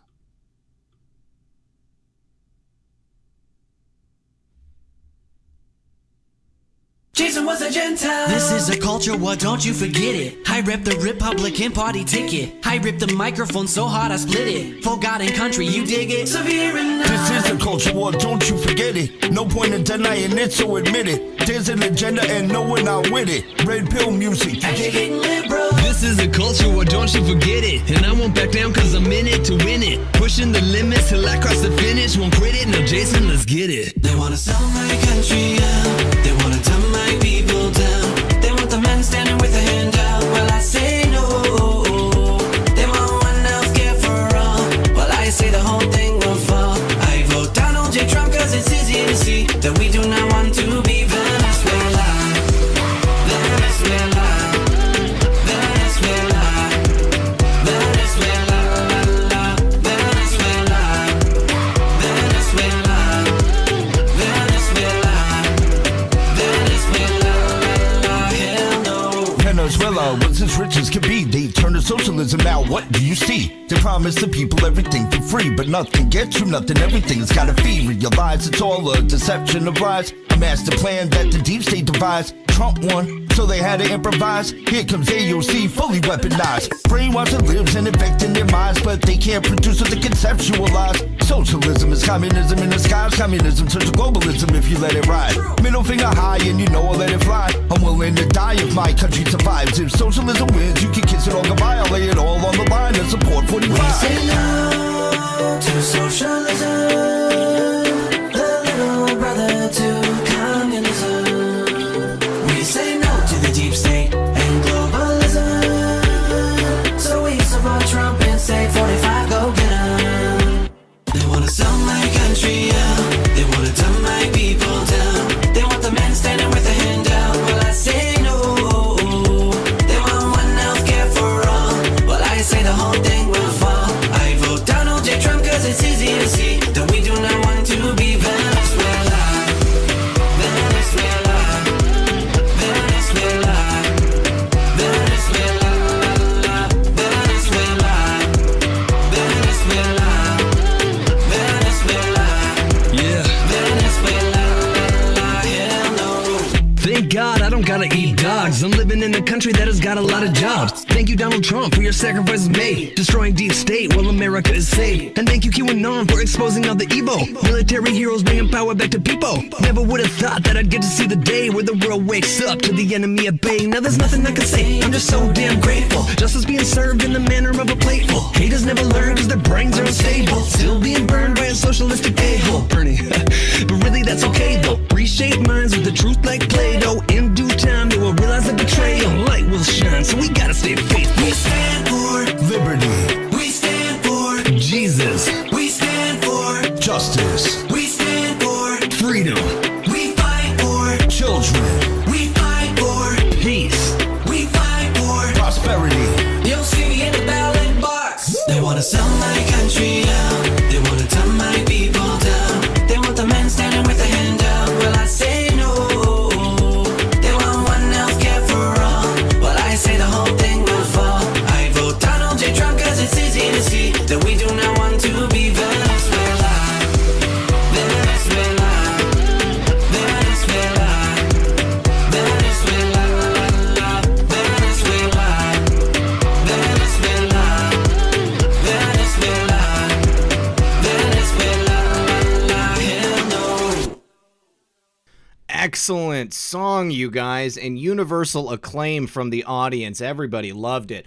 I also need to mention that a good friend of the channel and a friend of many of you out there as well, Bree handled the graphics and the art for the video. Great job for everybody in this. Yeah, Bree crushed. I love that one with that image with the gas mask. Yes. Awesome. Yep. Couple of quick, this is good news for you guys. Hold on. Q Wife Maga Life said, spot a T, my friend. Thanks for the ensemble tonight. Very cool. Lori from SoCal. Thank you, Lori. Moanon from Patriot Soapbox says, would you guys who made this song come on Patriot Soapbox with me Tuesday night at 9 for an interview and to play the song? Would you guys be up for that? I would. You know it. You All right. know it. All right. Well, Mo, we're not friends on Discord, but you can add me. I mean, I'm friends with Pam and Radix and 412 on there. So we'll get in touch. We'll get you guys all in touch, and we'll get you on a victory tour here. Get you some more exposure. Also, God's Guy, another good friend of the program. Love it. Socialism, the little brother of communism. You guys killed it. We stand for Jesus. There's so many killer lines in that song about eating dogs. When I heard that first time today, just about died. So what did you guys do? Did you each write your own piece, and then, or Jason, did you have it all like a beat and a tune beforehand, or did you guys do this all at the same time? Got the beat, dropped the hook, got the pre-choruses on there, and then emailed it over. And then these guys, I don't know, I think they operated autonomously. How'd you guys do it? Jason had it ready to go. He laid down everything, and it was pretty much just like, are you guys ready or not? And then Severe and I got onto our verses, and we thought about the beginning part, and we wanted to make it, kind of synchronize it to this is the culture war, don't you forget it, you know. And we started with that, and yeah, it was just a lot of fun. Honestly, it was so much fun. Great job, you guys. Severe, this is your first time on camera, isn't it, buddy? Yeah, for the most part. Usually pretty anon, like the name states, but wanted to just throw a couple of little visuals out there for the people. A lot of people have been asking, so you probably see a little bit more of me here and there. Good. Do you guys? I assume you're going to be working on more music together. Is that right? Absolutely. Yeah. I'm down. All right. I got one in the pipeline that if my dream comes true, it'll come true. Good stuff. I got one in the pipeline. You manifested this last one pretty easily, actually. I certainly do. I mean, have you guys thought about maybe a name for the group? Have you thought about that? Because I've got to tell you, it's getting harder and harder to include everybody's names in the description of the videos. I got a limit on the characters. We haven't had a chat about it, but we totally should. You should. I'm down. You know, this is one of my favorite things. I get to be a part of this group chat DM with Educating Liberals, Severe Anon, Space Shot, Bree, and me, I guess. And so, like, hey, let's just brainstorm in the super fun DM group chat. Yeah, it's good stuff. I had no idea that Jason was so talented with vocals. Like when I recorded my verse, like I'm in my closet using GarageBand, and like, I send it to him, and he's got all these backup vocals, and I'm just like, I'm to my girlfriend, I'm like, did you hear that? Did you hear what he just did on the back of my vocals? Like that just brought it to the next level. It was amazing. And then Severe Anon over here is dropping lyrics that I've never I can't even comprehend. I don't know where he comes up with them, but it's amazing. No, I appreciate both of you guys, man. Dylan crushed. I heard his verse first. He sent me a little video of him recording it, and I was like, yeah, no, this song's definitely going to be something special. And he did what he always does. He crushes everything he gets on. He's got a voice and always has a vision for these tracks that make it very easy to work off. It's natural flowing. So doing this kind of stuff is to me like it comes so easily that I don't see why we can't, bang out tracks left and right. It's nothing. I mean, I personally think you guys have at least a full album's worth of material between the three of you. I mean, you really should think about putting something together. I mean, it's great. I'll take free music all day, you guys. But you guys are very, very talented musicians, and there's nothing wrong with producing a product that would be able to sustain you guys. So just think about that. Think about the possibility of creating an album that we can throw up on iTunes for you, because I think y'all deserve it. Appreciate that.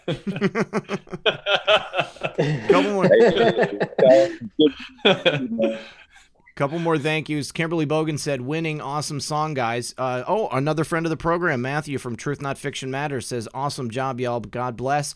And then Dr. B's been here all night. Thank you, Dr. B. Oh, man, I want a line in that. Fighting for the Monarch mind control victims, too. You guys rock. That's right. You guys do rock. Come on, brother. Awesome. On. Well, I feel like Severe's, I feel like Severe's lyrics in this song were like, I don't know, man, like Tribe Called Quest type of stuff, dude. Like when I first got it, when I first got the bits, the verses and stuff, and flew them in there, and it wasn't all mixed and everything, I was in this room here with my wife, and we were listening to it, and I was like, oh my God, you just blew my mind. Like globalism, communism turns to globalism if you let it ride. Yeah. I'm like, oh, that's so dope. He sends that to me. He's like, this is just a reference, whatever. I'm like, what? Just a throwaway. This is so good. It was like, whatever. I was like, really? That's your reference? I'm like, I got to go hard now. I'm like, geez, man. You're really putting the bar up on me here.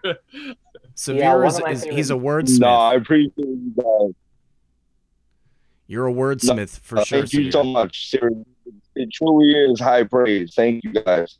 Yeah. And I think personally, I don't think any one person stands out on Venezuela. I think that we all came and did what we do, and we all have an individual sound, and together it sounds amazing. I mean, in my opinion, that song's an instant classic. I don't see how people can't jam to that. It's got a little bit of everything going on in there. It's got rhythm, it's got singing, it's got lyrics, it's got flow.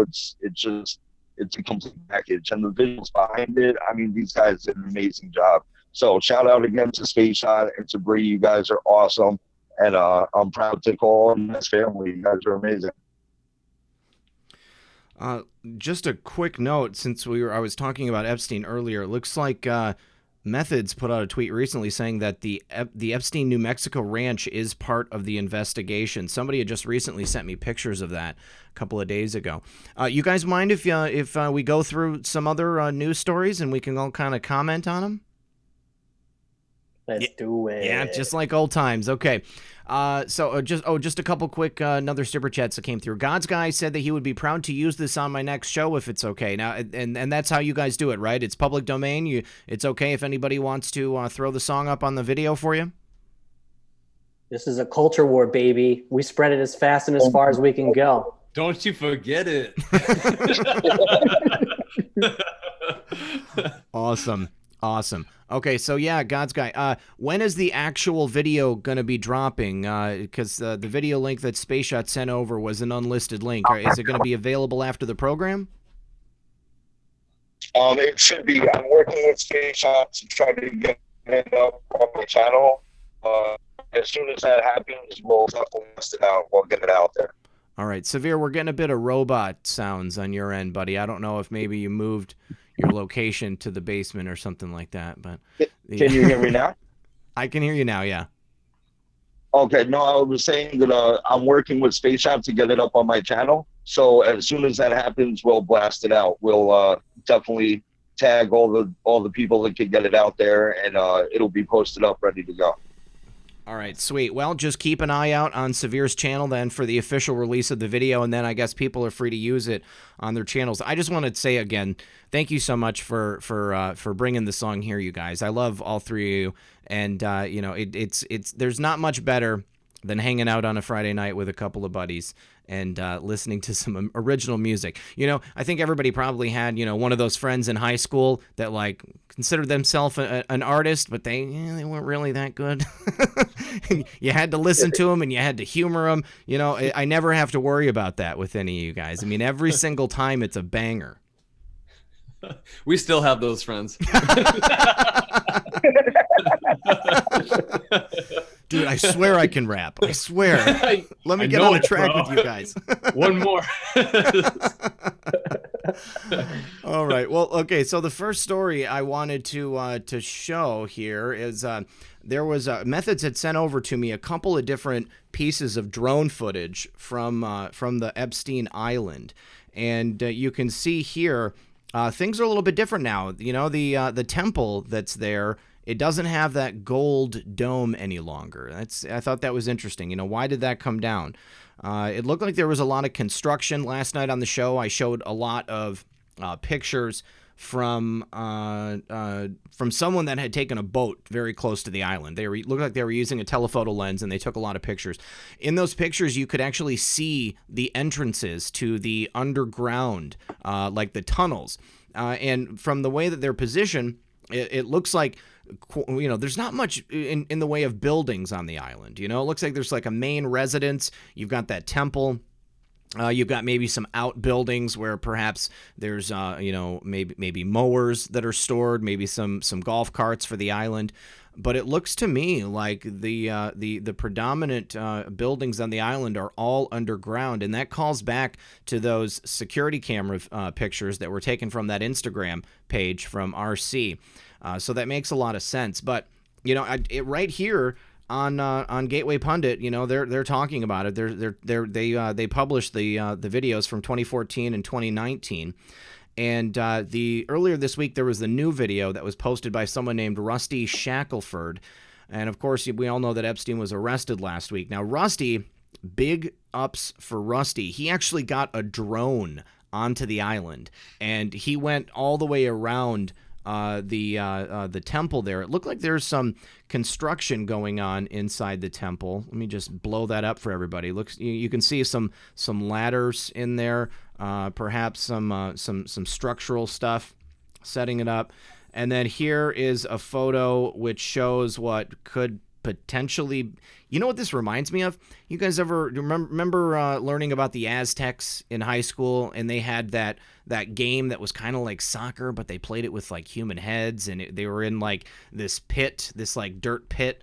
It's kind of like a ball court, but there's no lines for tennis or anything like that.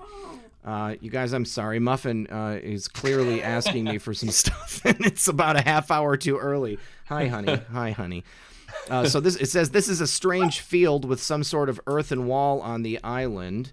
And then here's a wide-angle view of the temple on the island today after its roof was blown off. Okay, so the roof was blown off. Well, we're going to go ahead and actually take a look at this drone footage here. So let me get this pulled up. Oh, let me get rid of that music. I don't want to get a copy strike. But here, you can see Rusty is bringing his drone into the island. You get a good view of the whole thing. It's very high quality, you know. It looked to me in those pictures last night, guys, too, that there was a lot of activity on the island. Looked like there's people like moving carts and you know, vehicles around. I know that this is in the Virgin Islands, so this isn't like U.S. territory. I mean, this would maybe perhaps be you know, British Virgin Islands that I think it's located in. So I don't know how they would be able to go about raiding the island or, you know, getting it searched, but I'd imagine there is quite a bit of damning information and evidence that's there. It was reported in a video I saw earlier today from a guy named Kaninigan on YouTube. He had found a story that showed that after the 2008 trial, Epstein had a couple of unique things shipped to the island. One of them was a 53-pound paper shredder, so a heavy-duty paper shredder, and another was a carpet and tile remover. Now, why do you guys have any ideas as to why Jeffrey might want to be removing carpeting and tile from his buildings there on the island? I've got a specific idea, but I want to see if you guys thinking the same thing. Residue? I was thinking blood. Yeah. Yeah. Carpeting and tile, it would soak up that the blood, and then luminol would definitely show it off. Here is what looks like a sundial, a large sundial, and you know, some sun iconography. There's a couple of spots where people can sit. David Munyon said they could tour on the Trump campaign. I that was the first thing I thought, you know, when we first started having you on the program, is that you guys need to somehow figure out how you can perform at one of Trump's rallies. I mean, how cool would that be? Dude, dream come true, man. Yeah. Dream come true. Mm-hmm. Definitely. I honestly, I can't see anything that you have on the screen. I didn't even hear the song tonight or anything. Oh, you didn't? No, I heard nothing. Oh, no. But, did you guys hear the song? Yeah. You did? Okay. That's weird. That's weird. Maybe you have an old version of Zoom. I don't know. I don't know. Yeah. Well, right now it's I would have to share my screen, and it's on a different screen. So Believe me when I say I heard the song 20 times today because I loved it. It was so awesome. Jason edited it so well. But anyways, someone connected to the Clintons. I don't know if it's the Bronfman. Is that ringing a bell? Yeah, Bronfmans. They own basically a concrete company. What would concrete company be good for? Oh yeah, maybe filling tunnels and stuff like that. But yeah, they're sick people. Why else would you have a temple? What are temples good for? It's for worship. Yeah. What are you worshiping there? Moloch. Yeah. Okay. Exactly. And here, right on screen right now, it looks like one of the entrances to the underground portion of the island. You know what else came to mind today, guys, when I saw this, was this underground entrance is right on the shore. How convenient would it be for him to be utilizing private submarines? He could be going from island to island to island in the Caribbean, or literally anywhere in the world with a submarine, and it would be a pretty easy way to hide and traffic people. I heard that it could take you, I think it was 30 years. You could go to every single island in this, within the what was it just called? Caribbean, the Virgin Islands, or the Caribbean? Yeah, every single island would take you 30 years if you went to every single day. which is unbelievable to think about. There's so many in there. I had no idea there were that many. That's crazy. Let's see. Jilly. Oh, we got a couple other super chats. Ben Schwagel said, Kninigan, the only word reptilians can't say. Well, I'm glad that I can say it. That vouches for the fact that I'm not a reptilian. Jilly Bean said, you are all awesome. Keep up the great work. Love the music. Thank you so much, Jillian. And Vincent Laporte said, I learn a lot watching you guys. Thank you for your hard work and patriotism. Thank you for being here. And thank you for the super chat. And then SM just gave me a super chat, 7878. Thank you for that, buddy. I do appreciate it. Here we go. We can see right inside the temple right here. This is incredible. It's just amazing that he was able to get this footage here.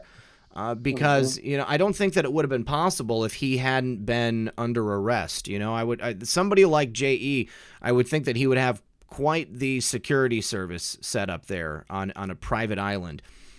So I was pretty surprised when I saw it, but, you know, elated nonetheless. And then here is an earlier video taken in 2014 of the island before the hurricanes. Notice the entrance to a tunnel below the temple right there. We can see that. Yep, that's definitely there. And then here is a shot of the tunnel. Let's go ahead and make that bigger. We're going to turn off the volume. This is more drone footage, but this looks to be quite far away. But again, somebody got a drone there. Looks like this one is from 2014. The island was in a little bit better shape back then. All right. That's going to be showing us the exact same stuff we saw before, so we're not going to go ahead and watch that. Now, what's even more interesting, you guys, is that you know, this temple, this is something we've been talking about for a long time. You know, I mean, you just asked the question, Dylan, you know, what are you going to use this temple for? You know, it's for worship. We know it's not God. We know that it's not Jesus that they're worshiping. You know, they have that, the Moloch, the owl statue right there. The Gateway Pundit's asking the same question. Really, what is that strange temple-like structure on the PEDO Epstein Island? You know, what is it used for? Well, do you guys have any predictions on potentially who might be dropping next in this? I mean, I think, oh man, Bill Clinton's going down no matter what. Bill Clinton is going down hard. You heard it here first. Not even here first, but Bill Clinton is going down hard. There's no way you get away from this. No. You know, it's like, oh, I went to McDonald's 26 times, but I never ate at McDonald's. Come on, you know. He's going down. These people are sweating bullets. And then who's connected to Bill Clinton? Hillary Clinton, directly. At some point, Hillary Clinton is that last bad words going down. You know, I'm waiting for that day. I'm praying for that day. I'm praying for it myself. I think it's closer than it's ever been. You know what I thought was really interesting, you guys, is just before the arrest of Jeffrey, I'm sure you're aware that Hillary Clinton was scheduled to speak at that cybersecurity conference. At first, I thought that she pulled out because everybody thought it was a joke. Like, why would Hillary Clinton be commenting on cybersecurity unless it's what not to do? But, you know, once he was arrested, I was thinking, man, maybe she pulled out because she knew that something was coming down the pipeline and she wants to keep a low profile. Who knows? Did you see the Billy Joel concert last night? I heard about it. I heard that they got booed. Yeah. Well, they put a big old, you know, Bill Clinton on the projector and only the good die young. But when you read into the lyrics, it's about being pretty much like a pedophile and stuff like that. It's amazing. Joe M tweeted about it and it was like, wow, crowds are waking up. Everyone's turning on the Clintons. It's an amazing time to be alive. Oh, and it really is. How beautiful. How beautiful is that? So what happened at the? I mean, why did they put a picture of Bill Clinton on the screen there? Did they say why? I'd have to read the lyrics again, but Joe M said read the lyrics to the song Billy Joel, "Only the Good Die Young," and it's something about how we all knew he was blah blah blah. You know, basically a pedophile. Oh. We didn't say anything, and blah blah blah. And the whole time, Bill Clinton's face is on the big screen throughout all of it, and they're booing the Clintons in a stadium full of people. Wow. So like people are becoming finally woke in the right definition of woke. That's right. You know, I'm not talking about millennial liberal woke. I'm talking about actual woke, enlightened, knowing what's going on. Oh, I'm a fan of using the term woke. Like, it's like anti-woke because of, what the popular Urban Dictionary definition of woke is. But that is really good news. I mean, I initially, when I heard about that, I thought that perhaps Billy Joel was going to be like celebrating the Clintons, or perhaps like maybe they were at the show and they like, showed them on the Jumbotron or something like that. But, that sounds like an interesting exercise. Let's pull up the lyrics for Only the Good Die Young. Yeah, I pulled them up while you guys were talking. By the way, educating liberals, I got a second device, phone. That's the only way I can only see it. Just so you know, I'm rolling with 2 devices. So if you nice. You know what I'm saying? I don't know. Yeah. Have to do that. Otherwise, nice. I have no idea what he's got on his screen. I have no idea. I'm just like watching your guys' expressions and going, "Is it good? Is it good?" Like, it must be good. Yeah, Red Pill has to pull a lot of strings to make this type of event happen. It's a colossal effort. Yes. Yeah, I am definitely pulling a lot of strings. So I've got like my control monitor. I've got like one monitor that I was going back and forth for like Wikipedia entries on the first interview. I've got like right in front of me with you guys. And then I've got, like a whole nother screen with just the web stuff. So here are the lyrics to Only the Good Die Young. Let's do a little decode on these. Come out, Virginia, don't let me wait. You Catholic girls start much too late. All but sooner or later, it all comes down to fate. I might as well be the one. Wow. Yeah. Hey, it's not a bad thing. It's not a bad thing to start late either, by the way. No, not at all. Not at all. Okay. Definitely not a bad thing. Well, they showed you a statue, told you to pray. They built you a temple and locked you away, but never told you the price that you pay for things that you might have done. Only the good die young. Only the good die young. Only the good die young. Yep. You might have heard I run with a dangerous crowd. We ain't too pretty. We ain't too proud. We might be laughing a bit too loud, but that never hurt no one. So come on, Virginia, show me a sign. Send up a signal, I'll throw you a line. The stained glass curtain you're hiding behind never lets in the sun. Darling, only the good die young. Wow, I can see that. I can totally see that happening. That is just... Yeah. Now, why would Bill Clinton's face be plastered across the big screen during this entire song? Billy Joe's in the know. Billy Joel's in the know, He knows exactly. Billy Joel is woke. WQKE. Woke. That's right. Well, how about this, guys?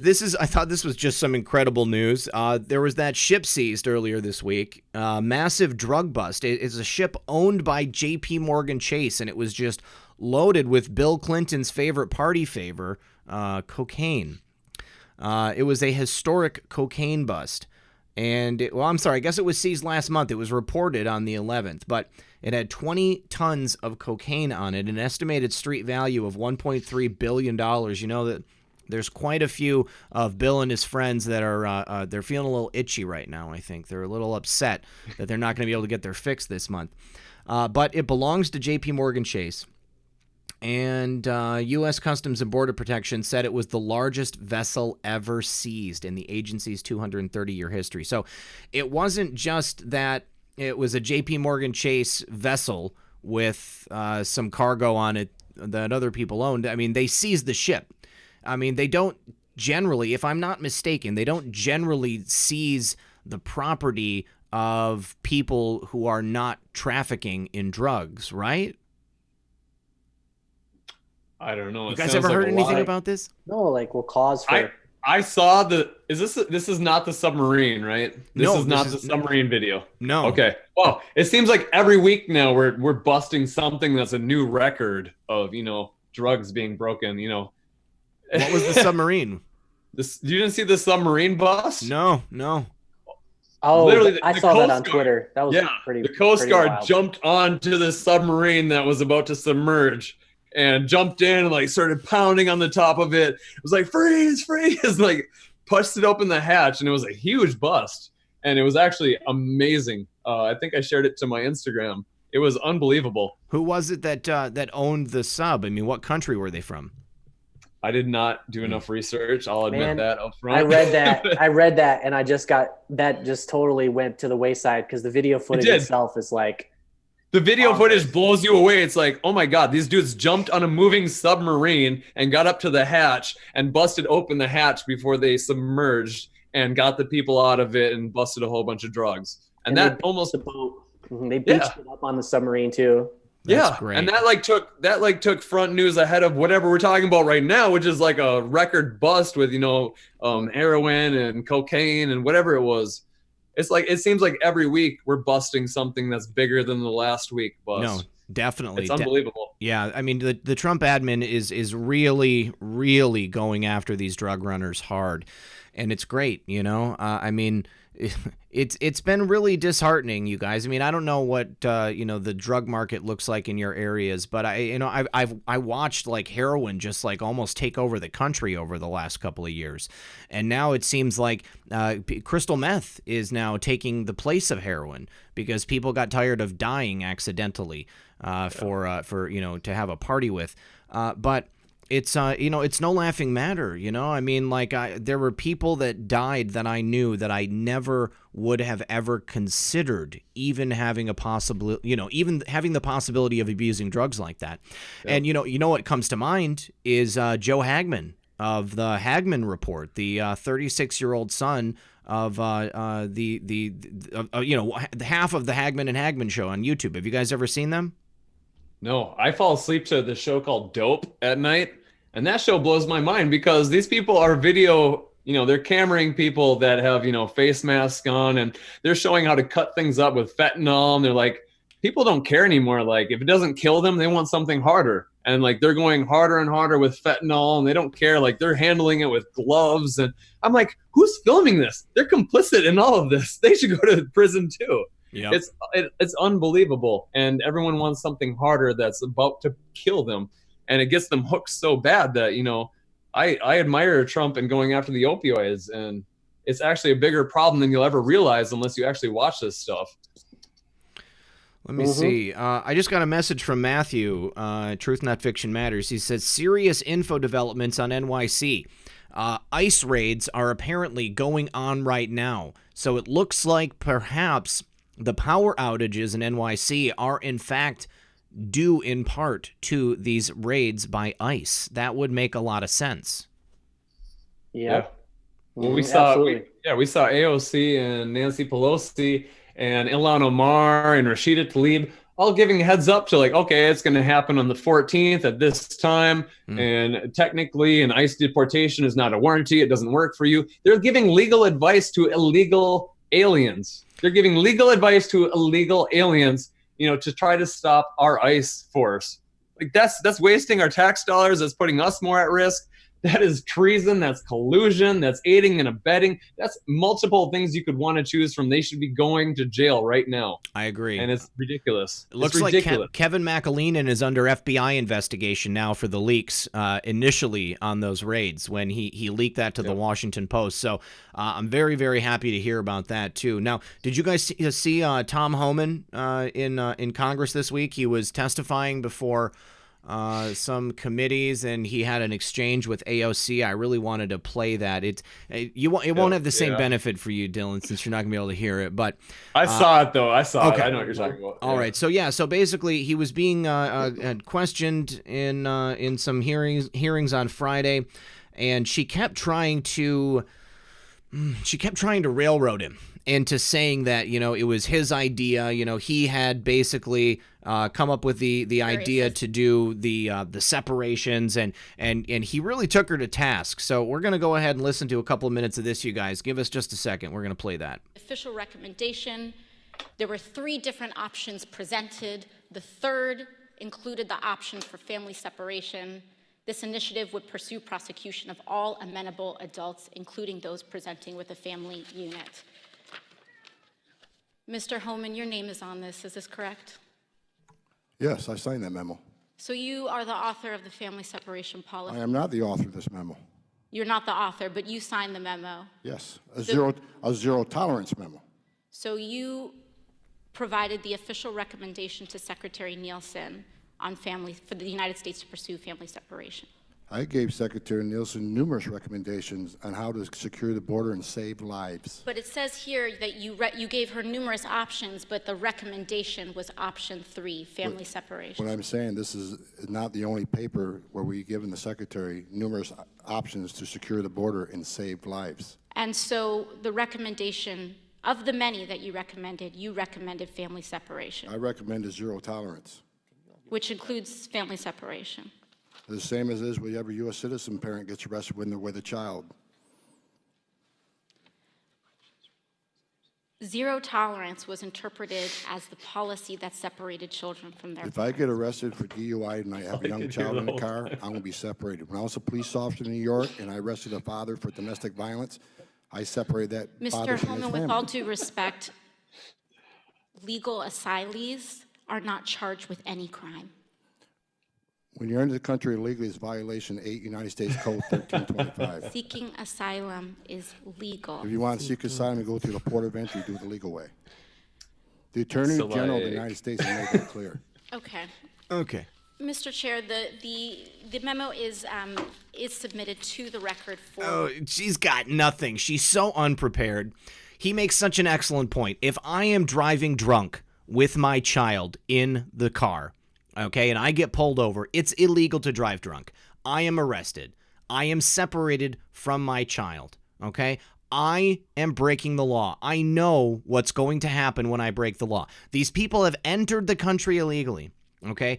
This is what the Democrats love to do. They conflate these two different things. So seeking asylum is not a crime. No, entering the country illegally, okay, not through a port of entry, hopping a fence or swimming over a river or, hiking 1,000 miles through the desert with a kid that's not yours so that you can get into the country and then get free health care and all the benefits of being here illegally from the Democrats. It's completely different. And AOC got taken to task with that one. You have to think of it from the perspective that her handlers wrote this out for her to begin with. Goes, okay, you're going to read this AOC to this guy. And when he says this, you read this, okay? And she reads it, and she goes, so blah, blah, blah. And the guy's like, yeah, they're here illegally. So, they came here legally? Yeah, they're here illegally. And it's just like, it is the most insane thing in the world if you have any shred of common sense or awareness going on. It's like, yes, these are the laws in our country, and if you break them, you get separated. Zero tolerance. Zero tolerance. Those are the laws. So are you going to still come in? Oh, you still came in voluntarily. We're not putting you into camps or anything. You did this voluntarily. So you did this to yourself. Yep. So you're separating kids. Is what she goes. It's just like, oh my gosh. It's like you want to freak out. No. And it actually works for liberals on the left side that are absolutely brainwashed to the point of insanity and hopelessness, who have no shred of common sense or awareness, like I was talking about. Absolutely no shred of common sense. And then there was another exchange that Holman had with another Democratic congressman where he was calling him out, trying to say, have you ever held a dying child in your hands? And he was like, actually, yes. I have held a dying child in my hands, and there's nothing that you have anything to say about it. Tell me, have you ever held a dying? He just took him out, man, pwned him. It was incredible. Representative Garcia was his name. He said, let's see. He said, do you understand that the consequences of separation will be a lifelong trauma and carried across generations? He said, first of all, your comments are disgusting. So I've served my country 34 years, and yes, I held a 5-year-old boy in my arms. I knelt down beside him and said a prayer for him because I knew what the last 30 minutes of his life was like, and I had a 5-year-old son at the time. What I've been trying to do for 34 years is to save lives. So for you to sit there and insult my integrity and my love for my country and for my children, that's why this whole thing needs to be fixed. He was like, I'm in the executive branch. He said, you're the legislator, so legislate. Yeah. And thanks to you is why they're dying. That's what I would have said. Literally, because you want to play politics. On the last story, David Munyon said, my wife from Central America will not believe until they show destruction of these drugs.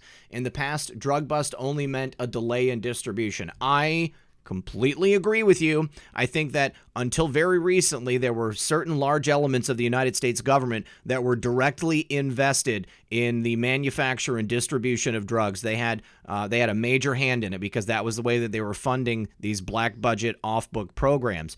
And now things are completely different with President Trump in the White House. He is not having it. For the first time, we're seeing pharma drugs go down. That's because lobbyists within the big pharma, they make so much money keeping people perpetually sick. They make so much money that they lobby so many of our politicians that the drugs just keep going up. People keep getting more sick. And for the first time in over 50 years, we're seeing it go down. Isn't that unbelievable? Any other president in the office right now would be hailed. They'd be getting the Nobel Peace Prize. They'd literally be, liberals be on their knees and bowing, and this is the second coming. They would literally be down on their knees. It's unreal.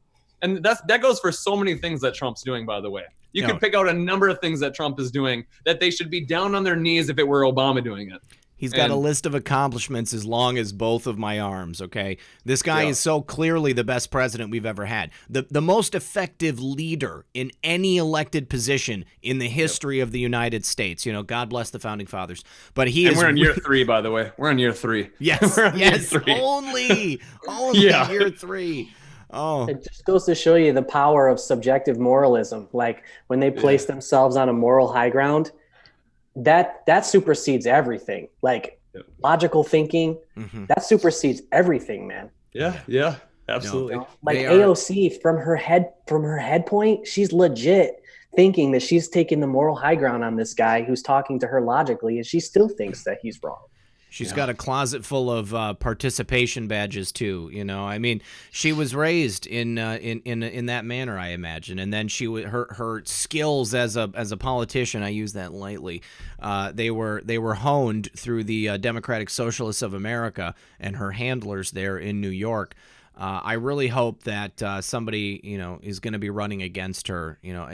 If not a strong Republican, then somebody, a different Democrat, like that's because if you ever watch any footage of AOC, anything that she's ever doing, she's just constantly running her mouth like a chicken with its head cut off. Like she just absolutely makes no sense.